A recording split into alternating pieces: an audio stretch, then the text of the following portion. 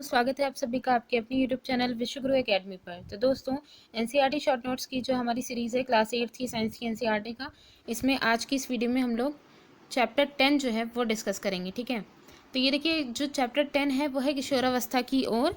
ये जो चैप्टर है ये थोड़ा सा लेंदी है क्योंकि इसमें कुछ चीज़ें हम लोग को डिस्कस भी करनी है, इसको समझना ज़रूरी है, तभी हम लोग उसको समझ पाएंगे। ठीक है, आगे का हार्मोन वगैरह कौन से हार्मोन किस जगह यूज़ कर रहे हैं, तो ये समझिए एंड तक कि इसमें बहुत इंपॉर्टेंट और इस चैप्टर से क्वेश्चंस बहुत अच्छे आते हैं। ठीक है, तो चलिए फिर स्टार्ट करते हैं। तो देखिए ये अध्याय 10 है, इसमें किशोरावस्था की ओर, क्योंकि इससे पहले वाला हम लोग ने रिप्रोडक्शन के बारे में हम लोग ने पढ़ा था, मनुष्यों में या जंतुओं में जो रिप्रोडक्शन होता है वो कैसे होता है। ठीक है, अब जो मनुष्यों में जो किशोरावस्था वाली जो स्टेज है, जो स्टैनले हॉल कहते हैं कि बहुत ही तूफ़ानी स्टेज है, क्योंकि इसी में ही सारे जितने भी इंपॉर्टेंट जो डेवलपमेंट हैं वो चाहे शारीरिक हो, मानसिक हो, संवेगात्मक हो, बहुत तेज़ी से होते हैं। ठीक है, तो देखते हैं इसमें क्या क्या बदलाव देखने को मिलता है। तो देखिए किशोरावस्था एवं यौवनारंभ, इसी को ही एडोलेसेंस भी कहते हैं। किशोरावस्था कहें, एडोलेसेंस कहें या प्यूबर्टिक एज कहें, ये कई सारे इसको टर्म दिए जाते हैं। ठीक है, तो इसमें देखिए वृद्धि प्राकृतिक प्रक्रम है। जीवन काल की अवधि जब शरीर में ऐसे जीवन काल की एक ऐसी अवधि है जिसमें शरीर में ऐसे परिवर्तन होते हैं जिसके परिणाम स्वरूप जनन परिपक्वता आती है। रिप्रोडक्शन की जो है मेच्योरिटी एक तरीके से देखें तो वो आती है, वही क्या कहलाती है, किशोरावस्था कहलाती है, जिसे हम एडोलेसेंट कहते हैं। किशोरावस्था लगभग 11 वर्ष की आयु से प्रारंभ होकर के 18 से 19 वर्ष की आयु तक के रहती है। इस अवस्था में किशोरों को टीनेजर्स बोला जाता है। ये जो पूरा टाइम ड्यूरेशन है 11 से 18 या 19, तो इसमें टीनेजर्स कहा जाता है। लड़कियों में ये अवस्था लड़कों की अपेक्षा 1 या 2 वर्ष पहले से स्टार्ट हो जाती है, यानी हम कह सकते हैं प्यूबर्टिक एज जो गर्ल्स होती हैं उनमें पहले से स्टार्ट हो जाती है। ठीक है, तो किशोरावस्था के दौरान मनुष्य के शरीर में अनेक परिवर्तन आते हैं। यह परिवर्तन यौवनारंभ या इसी को ही हम कह सकते हैं प्यूबर्टिक एज का संकेत होते हैं। इनमें सबसे महत्वपूर्ण परिवर्तन लड़के एवं लड़कियों की जो जनन क्षमता, रिप्रोडक्टिव जो एक पावर है, क्षमता है, ठीक है, उसका मेनली यहाँ पे विकास होता है। जनन की परिपक्वता के साथ यौवनारंभ समाप्त हो जाता, जब पूरी तरीके से मेच्योरिटी हो जाती है, ठीक है, तो ये जो प्यूबर्टी की स्टेज है ये समाप्त हो जाती है। अब यहाँ पे नेक्स्ट देखिए यौवनारंभ में होने वाले परिवर्तन। प्यूबर्टिक एज में जो परिवर्तन देखने को मिलता है, इसमें जो बच्चे जो होते हैं वो, क्योंकि प्यूबर्टिक एज जो कह सकते हैं कि बाल्य चाइल्डहुड से डायरेक्टली एडोलेसेंट पे पहुंचने बहुत तेज़ी से ये चेंजेस होते हैं, तो फिजिकली बहुत ज़्यादा चेंजेस होने लग जाते हैं। तो इसमें बहुत से ऐसे बच्चे होते हैं जो बहुत कंफ्यूज हो जाते हैं कि उनके साथ हो क्या रहा है। ठीक है, तो काफ़ी गलत संगत और इन सारी चीज़ों में हो जाते हैं। तो पहले हम देखते हैं कि ये जो परिवर्तन होते हैं ये कौन कौन से दिखाई देते हैं। तो सबसे पहले देखिए लंबाई में वृद्धि। लंबाई में एकाएक वृद्धि होती है। किशोरावस्था एक ऐसी स्टेज है जिसमें लगातार देखने को मिलता है कि इसमें बहुत तेज़ी से वृद्धि, फिजिकल चेंज में जो ग्रोथ है ये बहुत तेज़ी से देखने को मिलती है। यौवनारंभ यानी प्यूबर्टिक एज के दौरान होने वाले सबसे अधिक दृष्टिगोचर जो परिवर्तन है वो यही है, यानी कि आपको ग्रोथ जो है सबसे ज़्यादा इसमें देखने को मिलेगा।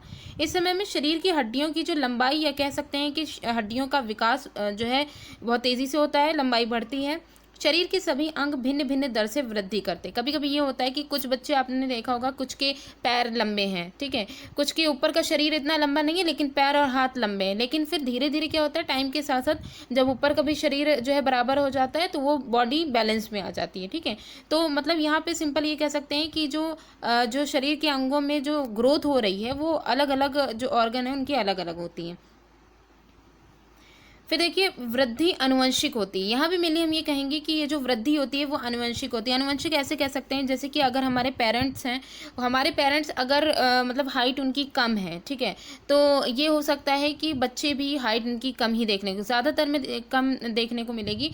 कुछ ऐसे होंगे जिनमें अगर क्योंकि अनुवंशिक कहा गया है तो और भी फैमिली में जितने भी लोग होते हैं तो हो सकता है और जितने भी होंगे अपने पापा के घर के साइड से या मम्मी के घर के साइड से, तो वहाँ पे उनमें भी उनका भी जीन हो सकता है। तो कुछ बच्चों में ऐसा हो सकता है कि अगर पेरेंट की हाइट कम है तो बच्चे में हाइट जो है हाइट ज़्यादा भी हो सकती है। ठीक है, हालांकि डिपेंड करता है पेरेंट पे। तो इसलिए कह सकते हैं कि वृद्धि जो है ये आनुवंशिक होती है। परंतु अस्थियों, पेशियों एवं शरीर आनुवंशिक तो होती है, लेकिन कभी कभी ये होता है कि पेरेंट्स अगर हाइट में ज़्यादा हैं, ठीक है, उनकी अच्छी खासी ठीक ठाक हाइट है, लेकिन जो है चाइल्ड है उसकी हाइट कम हो गई है। ठीक है, तो हाइट अगर कम हुई है तो इसका एक रीज़न यहाँ पे ये भी है, अस्थियों पेशियों शरीर के अन्य भागों का सही ढंग से वृद्धि करने के लिए संतुलित आहार का होना बहुत ज़रूरी है, यानी पर्याप्त पोषण पे भी ये डिपेंड करता है। अगर उसको सही तरीके से न्यूट्रिशन नहीं मिलेगा तभी भी उसकी जो ग्रोथ है वो रुक सकती है। ठीक है, तो यहाँ पे हम ये दोनों ही रीज़न एक बता सकते हैं। नेक्स्ट है सेकंड, यहाँ पे देखिए शारीरिक आकृति में परिवर्तन। तो लड़कों में वृद्धि के कारण जो कंधे होते हैं, शोल्डर्स जो होते हैं, ये फैलकर चौड़े हो जाते हैं। लड़कियों में कमर का नीचे का जो भाग होता है वो चौड़ा हो जाता है। लड़कों में शारीरिक पेशियां लड़कियों की अपेक्षा सुस्पष्ट और गठी हुई होती हैं। ठीक है, तो काफ़ी मतलब जो है भरापन ज़्यादा रहता है। ठीक है, अतः किशोरावस्था के दौरान लड़के और लड़कियों में होने वाले जो परिवर्तन चेंजेस होते हैं वो अलग अलग रहते हैं। फिर यहाँ पे देखिए स्वर में परिवर्तन, सबसे इम्पॉर्टेंट चेंज ये ग्रोथ के बाद जो सबसे ज़्यादा शो ऑफ होता है वो ये वाला चेंज होता है। इसमें देखिए स्वर में परिवर्तन, प्यूबर्टिक स्टेज में स्वरयंत्र या उसी को ही कहते हैं हम लैरिंग्स, इसमें वृद्धि प्रारंभ हो जाती है, इसमें ग्रोथ होने लगती है। लड़कों का जो स्वरयंत्र होता है वो विकसित होकर अपेक्षाकृत बड़ा हो जाता है, इसी को ही हम एडम्स एप्पल बोलते हैं, कंठमणि। ठीक है, लड़कियों में स्वर यंत्र जो होता है वो अपेक्षाकृत छोटा होता है। सामान्यतः लड़कियों का जो स्वर होता है, उनका जो साउंड होता है वो उच्च तारत्म्य यानी हाई पिच का होता है, तभी ये कहा जाता है कि लड़कियों का जो साउंड है वो हाई पिच है। ठीक है, और जबकि लड़के जो होते हैं उनका जो गहरा स्वर होता है। कभी कभी होता है कि प्यूबर्टी की एज स्टार्ट होती है तो उसी में ही मतलब स्टार्टिंग के कुछ समय बाद ही जो लड़के होते हैं उनका जो साउंड होता है वो फटने भी लगता है, मतलब वही कि उनका जो उच्च तारत्व जो है वो पिच है जो वो बहुत ही ज़्यादा लो हो जाती है। ये देखिए यहाँ पे ये दिखाया गया है एडम्स एप्पल, लैरिंग्स का साइज जब बढ़ जाता है तो यही एडम्स एप्पल जो कि लड़कों में ये एक जो है मतलब प्यूबर्टिक एज में देखने को मिलता है। ठीक है, फिर देखिए नेक्स्ट यहाँ पे है श्वेत ग्रंथियाँ, श्वेत एवं तैल ग्रंथियों की क्रियाशीलता में वृद्धि। तो स्वेट ग्लैंड वगैरह होती हैं और ऑयल ग्लैंड, इनकी क्रियाशीलता में जब वृद्धि होती है तो उसमें क्या चेंज मिलता है। किशोरावस्था में स्वेद एवं तेल ग्रंथियां जो होती हैं इनका स्राव बढ़ जाता है। इन ग्रंथियों की अधिक क्रियाशीलता के कारण कुछ व्यक्तियों के चेहरे पर फुंसियाँ और मुहासे आदि देखने को मिलते हैं। अक्सर करके देखने को ये मिलता है कि जो बॉयज़ होते हैं और गर्ल्स में भी ये देखने को मिलता है, लेकिन मोस्टली बॉयज़ में प्यूबर्टिक एज के बाद ही वही पूरी जो मतलब एडोलसेंट की पूरी स्टेज होती है उसमें जो बॉयज़ होते हैं उनमें बड़े फेस पे मुहासे पूरे देखने को मिलते हैं। ठीक है, तो ये फुंसी और मुहासे ये सारी चीज़ें निकलने लग जाती हैं। जनन अंगों का विकास, यौवनारंभ में नर जनन अंग जैसे कि जो मेल में होते हैं टेस्टिस होता है, पेनिस होता है, ये पूर्णतः विकसित हो जाते हैं तथा जो टेस्टिस जो होता है इसमें मेनली जो स्पर्म होते हैं उनका उत्पादन भी प्रारंभ हो जाता है। लड़कियों में ओवरी जो अंडाशय होता है उनकी साइज में वृद्धि हो जाती है। ठीक है, और ओवा परिपक्व मैच्योर होकर के उनका भी रिलीज होने लग जाता है। ठीक है, तो ये चीज़ ये जनन अंगों का विकास भी दिखाया गया है। इसके बाद है इसके अलावा जो सबसे इम्पॉर्टेंट जो उथल पुथल का जो समय होता है वो ये होता है मानसिक बौद्धिक एवं संवेगात्मक परिपक्वता का ये समय होता है। ठीक है, इसमें बहुत ज़्यादा माइंड में बहुत ज़्यादा उथल पुथल रहती है। तो किशोरावस्था व्यक्ति के सोचने के ढंग में परिवर्तन की अवधि भी है, इसमें सोचने का तरीका चेंज हो जाता है। इस अवस्था में व्यक्ति के मस्तिष्क की सीखने की जो क्षमता होती है वो सर्वाधिक हो जाती है। ठीक है, तो ये सब कुछ जो एडोलेसेंट की जो टाइम होता है उसमें जो चीज़ें देखने को मिलती हैं वो यहाँ पे इसके सिम्टम्स दिखाए गए हैं। इसके अलावा है कुछ और लक्षण हैं जिनको हम गौड़ लक्षण बोलते हैं। तो गौड़ लक्षण जो हैं ये क्या होते हैं, जैसे कि युवावस्था जब होती है इसमें लड़कियों का जो ब्रेस्ट होता है उसका विकास होता है, लड़कियों में लड़के जो होते हैं उनके चेहरों पर बाल और दाढ़ी मूंछ आने लगती है, ये भी एक बड़ा सिम्टम है प्यूबर्टिक एज का। ठीक है, लड़कों के सीनों पर बाल, जांघों पर, प्यूबिक क्षेत्र में भी बाल निकल आते हैं। किशोरावस्था में होने वाले परिवर्तन में जो हार्मोन है, मेनली आप यहाँ पे ये वाली लाइन देखिएगा, बहुत इंपॉर्टेंट है। एडोलेसेंट के समय में जो चेंज हो रहा होता है, जो भी परिवर्तन देखने को मिलता है वो हार्मोन के द्वारा नियंत्रित होता है। ये सारा जो चेंज होता है वो हार्मोन के द्वारा कंट्रोल्ड होता है। हार्मोन रासायनिक पदार्थ हैं, यह अंतःस्रावी जो ग्रंथियां होती हैं उनके द्वारा मतलब इनका श्रावण होता है। ठीक है, यौवनारंभ या प्यूबर्टिक स्टेज के साथ ही जो टेस्टिस होता है, जो वृषण जो होता है वो पौरुष हार्मोन जिसको हम टेस्टोस्टेरोन कहते हैं उसका श्रावण प्रारंभ करता है। ये जब रिलीज़ होता है, टेस्टोस्टेरोन जब रिलीज़ होता है टेस्टिस से, तो लड़कों में जो भी चेंजेस अभी हम लोग ने देखा क्या क्या चेंजेस देखने को मिल रहे थे, ये सारे चेंजेस देखने को, ये परिवर्तन का जो मेन कारक है वो टेस्टोस्टेरोन है।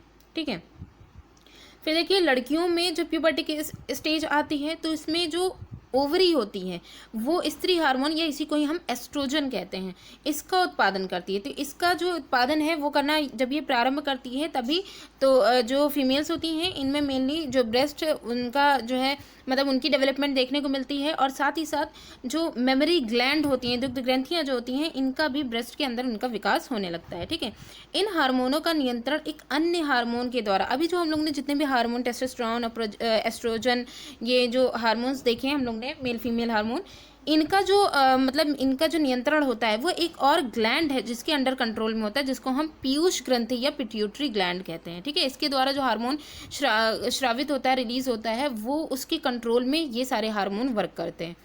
ठीक है, इसके बाद देखिएगा जनन प्रकार प्रारंभ करने में हार्मोन की भूमिका। जब ये जो रिप्रोडक्शन की जो प्रोसेस होती है इसमें हार्मोन का क्या रोल है वो देखिए। अंतःस्रावी ग्रंथियां जो एंडोक्राइन ग्लैंड होती हैं ये हार्मोन रुधिर में स्रावित करती हैं, क्योंकि देखिए जो अंतःस्रावी ग्रंथियां होती हैं ये डक्टलेस होती हैं। ठीक है, मतलब ये पाइप के थ्रू इनका जो भी जो है जो भी इनका श्रावण होता है वो पाइप के थ्रू नहीं होता है, ये डायरेक्टली जो ब्लड होता है उसी में ही डायरेक्टली ये अपना प्रवाह मतलब उसी में ही मेनली अपना जो हार्मोन वगैरह जो होता है वो उसी में ही रिलीज करती हैं, जिससे फिर शरीर के विशिष्ट भाग तो डायरेक्ट ब्लड में करती हैं। तो ब्लड जहाँ जहाँ जाएगा वहाँ पे तो जो स्पेशल जो भाग हैं जहाँ तक के जहाँ मेनली उसका काम है वहाँ तक वो लक्ष्य स्थल तक पहुँच सकें। ठीक है, तो यहाँ पे देखिए जो टेस्टिस और ओवरी ये सब लैंगिक हार्मोन, ये दोनों ही जो है लैंगिक हार्मोन जो सेक्सुअल जो है हार्मोन्स होते हैं उनको ये रिलीज करते हैं, जो कि पीयूष ग्रंथि द्वारा जो स्रावित हार्मोन है उसके नियंत्रण में होता है। तो ये इसके कंट्रोल में होता है कि जो पिट्यूटरी ग्लैंड के द्वारा हार्मोन होगा वही ये बताएगा कि कब इसका रिलीज होना है कब नहीं होना है। ठीक है, फिर देखिए मानव में जनन काल की अवधि, अब रिप्रोडक्शन की जो टाइमिंग है वो मनुष्यों में कब होती है। तो देखिए युग्मकों यानी कि जो गैमेट्स हैं उनकी जब मेचुरेशन की परिपक्वता की टाइमिंग आती है या उत्पादन की क्षमता। ठीक है, तो ये गैमेट की मेचुरेशन या फिर उत्पादन की जो क्षमता होती है जो मेल्स होते हैं उनमें फीमेल्स की अकॉर्डिंग अधिक अवधि तक की होती है। ठीक है, स्त्रियों में जो जनन अवस्था होती है उसका प्रारंभ यौवनारंभ यानी कि यौवनारंभ प्यूबर्टिक स्टेज से हो जाता है, जो कि 10 से 12 वर्ष से हो जाता है। ये सामान्यतः 45 से 50 वर्ष की आयु तक के चलता रहता है। ठीक है, तो रिप्रोडक्शन की प्रोसेस फीमेल में 10 से 12 साल से स्टार्ट होती है, 45 से 50 जो वर्ष है तब तक की चलती रहती है। प्यूबर्टिक स्टेज पर जो ओवा होता है, अंडाणु जो होता है ये मेच्योर होने लगता है तथा 28 से 30 दिनों के अंतराल में इनका ये रिलीज होने लग जाते हैं। ठीक है, तो ये जो है 28 से 30 दिनों के अंदर में किसी भी ओवरी से ये रिलीज होते हैं। इस अवधि में जो गर्भाशय किसे कहा जाता है, यूटेरस को कहा जाता है। तो उसकी जब रिलीजेशन की जब टाइमिंग होती है तो यूटेरस की जो दीवार होती है ये मोटी हो जाती है। ठीक है, जिससे वह मतलब इसलिए मोटी हो जाती है ताकि जो ओवा जो रिलीज हुआ है उसका जब वो फर्टिलाइज हो जाएगा तो फर्टिलाइज होने के बाद जो भी उसमें मल्टीप्लिकेशन थोड़ा बहुत होगा और वो जैसे ही यूटेरस की वॉल तक के पहुंचेगा तो वहाँ से पहुँचने के बाद वही जाइगोट के फॉर्म में वो उसको ग्रहण कर सके। ठीक है, उसे टेक करे, उसके बाद फिर यदि और ये मतलब यूटेरस की वॉल का इसीलिए बताया गया है। ठीक है, और फिर उसके बाद कहा है कि अगर ये जो ओवा है इसका अगर फर्टिलाइजेशन नहीं होता है, ठीक है, तो जब इसका फर्टिलाइजेशन नहीं होता है तब क्या होता है कि ये जो यूटेरस की मोटी जो वॉल होती है ये रुधिर वाहिकाएं, जाहिर है कि जो वॉल है वो मसल्स की ही बनी होगी तो उसमें रुधिर वाहिकाएं भी होंगी, ब्लड वेसल्स होंगी, तो उनके साथ ही ये निस्तारित हो जाती है। ठीक है, ब्रेक हो जाती है, जिसे ही ऋतुस्राव या इसी को ही ऋतुस्राव या फिर इसको ये रजोध्रम या फिर इसी को ही मेंसुरेशन कहते हैं। ठीक है, तो यही मेंसुरेशन की टाइमिंग वहीं से ही होती है। ये लगभग 28 से 30 दिनों में एक बार होता है। ठीक है, मतलब पूरा मंथ जो होता है वो या तो 28 दिनों का होता है या 30 दिनों का होता है, तो इनमें एक बार होता है। अब यहाँ पे देखिए जो ये जो ऋतुस्राव का जो प्रारंभ है, ठीक है, मेंसुरेशन का जो स्टार्टिंग है वो प्यूबर्टिक स्टेज में होता है जिसे हम मेंसुरेशन कहते हैं। ठीक, तो ये जो मेंसुरेशन होता है ऋतुस्राव ये 45 से 50 वर्ष की आयु में रुक जाता है। तभी ये कहा गया है कि रिप्रोडक्शन की जो टाइमिंग है वो जो फीमेल में मतलब रुक जाती है वो 45 से 50 वर्ष की होती है। ठीक है, तो इसमें ये रुक जाता है जिसे उस समय जब ये जहाँ पर रुकता है वो जो कंडीशन होती है उसको रजोनिवृत्ति या फिर मीनोपॉज कहते हैं। ठीक है, तो मेंसुरेशन चक्र का जो पूरा कंट्रोल होता है वो भी हार्मोनों के द्वारा होता है। ठीक है, ये भी हार्मोन के कंट्रोल में ही होता है। तो ये था यहाँ तक कि हम लोग ने मेन इंपॉर्टेंट, ये थोड़ा डिस्कशन इसका भी ज़रूरी था। और यहाँ पे एक और चीज़ आएगी जो यहाँ पे एक मिथ के फॉर्म में भी चला आ रहा है, तो इसके बारे में थोड़ा सा डिस्कस करना भी ज़रूरी है कि संतति का लिंग निर्धारण, यहाँ पे जो मेनली जो बेबी होगा वो फीमेल होगा या मेल होगा, इसका जो सेक्स है वो कैसे निर्धारण होगा, उसका लिंग निर्धारण कैसे किया जाता है। तो देखिए, जो शिशु होता है, जो बेबी होता है, उसका जो लिंग निर्धारण होता है वो फर्टिलाइज्ड जो जाइगोट होता है, ठीक है, फर्टिलाइज जो जाइगोट होता है उसमें पाई जाने वाली धागे की जो संरचना है, धागे जैसी जो संरचना है जिसे हम गुणसूत्र कहते हैं यानी क्रोमोसोम्स कहते हैं, उनके द्वारा होता है। सामान्यतः मनुष्य की जो कोशिकाएं होती हैं उनके केंद्रक में, उनके न्यूक्लियस में 46 क्रोमोसोम या फिर 23 पेयर में, ठीक है, 23 जोड़े क्रोमोसोम होते हैं, जिनमें जो 23वां जोड़ा होता है वही लिंग गुणसूत्र या सेक्स क्रोमोसोम कहलाता है। मादा में ये जो लिंग गुणसूत्र होता है वो XX यानी 23वां पेयर में है ना, तो ये XX होता है, जबकि जो पुरुष होता है उनमें, जो मेल होता है उनमें XY होता है। तो जब ये जो X यानी कि ओवा, जो फीमेल का जो ओवा होता है, ठीक है, ये X हो और जो स्पर्म हो वो भी X हो, यानी कि क्योंकि मेल में XY होता है और फीमेल में XX होता है, तो अगर मतलब यहाँ पे ओवा अगर X है और जो स्पर्म है वो भी X क्रोमोसोम वाला है, ठीक है, तो फ्यूज़न होने के बाद जो जाइगोट बनता है उससे किसका निर्धारण होगा, गर्ल का यानी लड़की का निर्धारण होता है। तो उसके मतलब उसके सेक्स का जो है यहाँ पे लिंग का निर्धारण होता है। और फिर जब X यानी कि जो ओवा जो होता है वो X हो और जो स्पर्म हो वो Y हो, तो इनके फ्यूज़न के बाद क्या होता है कि XY का जो जाइगोट जो बनता है वो XY क्रोमोसोम्स के मिलने से बनता है। तो ये जो XY है वो लड़के का लिंग निर्धारण करता है। तो मतलब यहाँ पे एक मिथ चली आई थी कि जो मतलब कि जो लड़का होगा या लड़की होगी ये डिपेंड करता है फीमेल पे, तो ऐसा नहीं है। यहाँ पे मेनली जो XY क्रोमोसोम है जो कि जो है स्पर्म से रिलेटेड है, ठीक है, मेल क्रोमोसोम, मेल के सेक्स क्रोमोसोम से रिलेटेड है, इसी पे ही डिपेंड करता है। तो ये थी, ये यहाँ पे एक पिक्चर दिखाई गई है कि किस तरीके से इनका फ्यूज़न ये पूरा दिखाया गया जो अभी हम लोग ने डिस्कशन किया है, ठीक है। तो लिंग निर्धारण के लिए ये एक चीज़ है। इसके अलावा देखिए बहुत सारे हम लोग ने ऐसे जो है हार्मोन वगैरह उन सब का डिस्कशन किया। अब यहाँ पे कुछ और जो हार्मोन हैं जो कि जो पिट्यूटरी ग्लैंड के अंडर कंट्रोल में आते हैं उनके बारे में भी डिस्कशन कर लेते हैं। जैसे कुछ अन्य हार्मोन में ये देखिए, पीयूष ग्रंथि जिसे पिट्यूटरी ग्लैंड कहते हैं, ये टेस्टिस है और ओवरी है। इसके अतिरिक्त टेस्टिस ओवरी वाला तो हम लोग ने डिस्कस कर लिया। इसके अतिरिक्त हमारे शरीर में थायराइड ग्लैंड होती है, अग्नाशय यानी पैंक्रियास होता है, एड्रिनल ग्लैंड होती है। ये इस तरीके की कुछ अन्य अंतःस्रावी, ये भी अंतःस्रावी ग्रंथियां हैं जिनके स्राव पर भी नियंत्रण करती है पिट्यूटरी ग्लैंड, ठीक है। तो अब इसमें देखिए जो थायराइड ग्रंथि होती है, ठीक है, थायराइड ग्लैंड जो होती है ये थायरॉक्सिन हार्मोन का उत्पादन करती है। इस हार्मोन के कम श्रावण से, जब इस हार्मोन का कम श्रावण होता है तो देखिए यहाँ पे जब ये थायरॉक्सिन हार्मोन का उत्पादन कम होने लग जाता है, ठीक है, इनका श्रावण जब कम होने लग जाता है तो ये एक डिजीज़ होती है जिसको ग्वाइटर कहते हैं, जिसको हम घेंघा रोग भी कहते हैं, ठीक है। तो ये किसकी वजह से होता है, थायराइड ग्लैंड जब थायरॉक्सिन हार्मोन का जो है मतलब इसका रिलीज़ करना कम हो, और थायरॉक्सिन हार्मोन आयोडीन की मेनली इसके लिए जो सबसे इंपॉर्टेंट कंपोनेंट है वो आयोडीन है, ठीक है, उसकी कमी की वजह से ही इस हार्मोन के जो है श्रवण में कमी आ जाती है। नेक्स्ट है अग्नाशय, जिसे हम पैंक्रियास कहते हैं। पैंक्रियास जो हार्मोन रिलीज़ करता है उसे इंसुलिन हार्मोन कहते हैं, ये इसका उत्पादन करता है पैंक्रियास, ठीक है। इसकी जब इंसुलिन हार्मोन की कमी होती है तो कौन सा रोग होता है, मधुमेह, जिसे डायबिटीज़ कहते हैं, ये बीमारी हो जाती है, ठीक है। इसके बाद आता है एड्रिनल ग्लैंड। एड्रिनल ग्रंथि जो होती है वो ऐसे हार्मोन को श्रावण करती है जो शरीर में नमक की मात्रा, जो सॉल्ट है, उसको बैलेंस किए रहता है, उसको संतुलित करने का ये काम करती है। इसके अलावा यहाँ पे देखिए ये कुछ ग्लैंड दिखाई गई हैं। पिट्यूटरी ग्लैंड ब्रेन में होती है, ठीक है, यहीं से ही इसको मास्टर ग्लैंड भी कहते हैं। ये सारी बाकी जितने भी ग्लैंड हैं उन सब पर इसका कंट्रोल रहता है। ये यहाँ पे दिखाई गई है, गले के पास होती है, ठीक है, थायराइड ग्लैंड होती है ये। और ये एड्रिनल ग्लैंड जो होती है ये किडनी के ऊपर पाई जाती है, ये कैप जैसी होती है और ये पेयर में होती है, ठीक है। पैंक्रियास लीव जैसा स्ट्रक्चर दिखाया गया है। और ये यहाँ पे ये ओवरी है, ठीक है, ओवरी जो हार्मोन रिलीज कर रही है। इसके बाद ये टेस्टिस का दिखाया गया है, ठीक।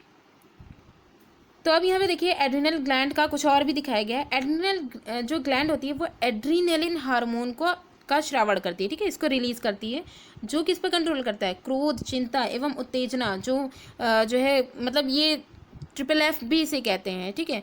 तो ये जो अवस्थाएं होती हैं उनमें तनाव की संयोजन का ये मेनली काम करती है। तो हम ये कह सकते हैं कि एड्रिनलिन हार्मोन जो है उसको SSS हार्मोन भी कहते हैं, जब जो है वही फ्राइट फाइट फ्लाइट, ठीक है, ये इनका मेनली जो है इसके लिए बोला जाता है, ठीक है। नेक्स्ट देखिए पीयूष ग्रंथि पिट्यूटरी ग्लैंड जो होती है ये वृद्धि हार्मोन भी स्रावित करती है जो व्यक्ति की सामान्य वृद्धि के लिए आवश्यक है। तो ग्रोथ के लिए भी जो है ये इंपॉर्टेंट है पिट्यूटरी ग्लैंड, ठीक है। कीटों में कायांतरण के बारे में हम लोग ने पिछले चैप्टर में पढ़ा था कि जो कीट है, जैसे कि यहाँ पे देखिएगा कि अगर हम रेशम की कीट की बात करें तो वो लार्वा से कीट में परिवर्तन, यानी जब वो कैटरपिलर होता है, कैटरपिलर से लेकर के वो एडल्ट जो फॉर्म होती है उसकी, ठीक है, उस फॉर्म में कन्वर्ट होने में उसका जो पूरा जो साइकिल चलता है वो जिस हार्मोन के अंडर कंट्रोल होता है उसे कीट हार्मोन कहते हैं, ठीक है। तो यही है, कीटों में कायांतरण का जो नियंत्रण होता है वो कीट हार्मोन के द्वारा होता है। इसी के साथ ही जो मेंढक होता है, मेंढक में भी टैडपोल से एडल्ट मेंढक तक के बनने के जो पूरा प्रोसेस होती है वो जिस हार्मोन के कंट्रोल में होती है। इसमें देखिए मेंढक में जो थायराइड ग्लैंड होती है इनके द्वारा जो स्रावित थायरॉक्सिन हार्मोन होता है इसका नियमन ये करता है, ठीक है। तो मेनली ये जो हार्मोन होता है ये टैडपोल को वयस्क मेंढक में परिवर्तित करने में ये हेल्प करता है। तभी आपने देखा होगा कि क्योंकि मोस्टली जो जब इनका रिप्रोडक्शन या टैडपोल से लेकर के मेंढक तक के बनने की पूरी प्रोसेस होती है वो वाटर में होती है, और उस वाटर के लिए ज़रूरी ये है कि उस वाटर में आयोडीन की जो है लेवल हो वो बैलेंस्ड में हो, ठीक है। क्योंकि मेनली इनकी पूरी साइकिल जो है वो किस हार्मोन के अंडर कंट्रोल में है, थायराइड ग्लैंड के द्वारा जो थायरॉक्सिन हार्मोन रिलीज होता है उसके अंडर कंट्रोल में, ठीक है।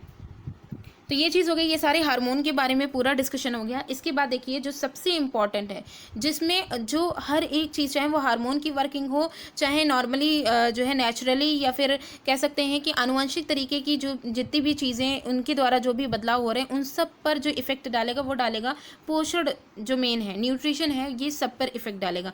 किशोरावस्था एक ऐसी स्टेज है जिसमें बैलेंस डाइट होना बहुत ज़रूरी है, ठीक है। तो देखिए किशोरावस्था में संतुलित आहार अत्यंत आवश्यक है, क्योंकि इस अवस्था में शारीरिक, मानसिक और संवेगात्मक जो विकास होता है ये बहुत ही तेज़ी से होता है। अतः संतुलित भोजन, ठीक है, तो जो बैलेंस डाइट होती है उसमें रोटी, चावल, दाल, सब्जियां, दूध अपने आप में एक जो है संतुलित भोजन है, ठीक है। दूध में लगभग सभी कंपोनेंट देखने को मिलते हैं। इसके अलावा फल, तो ये सारी चीज़ें देना चाहिए, ठीक है। इसके अलावा देखिए लौह या आयरन तत्व जो होते हैं वो रुधिर का निर्माण करते हैं। आयरन तत्व जो होते हैं वो रुधिर का निर्माण करते हैं।